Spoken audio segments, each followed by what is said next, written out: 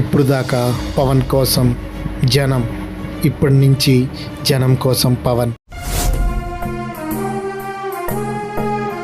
మన కోసం తపన పడ్డ వ్యక్తులకి, వారి కుటుంబాలకి అండగా ఉండాలి.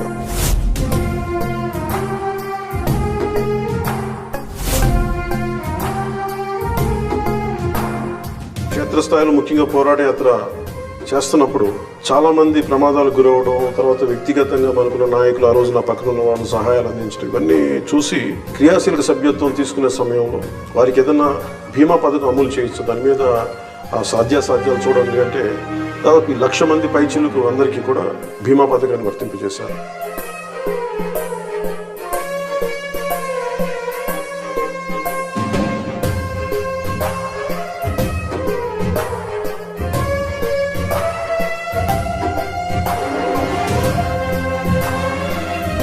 ప్రతి నియోజకవర్గంలో కూడా జన సైనికులు, వీర మహిళలు, జనసేన నాయకులు ప్రతి ఒక్కరు ముందుండి ఈ ప్రోగ్రాంని విజయవంతం చేయవలసిందిగా మనస్ఫూర్తిగా మమ్మల్ని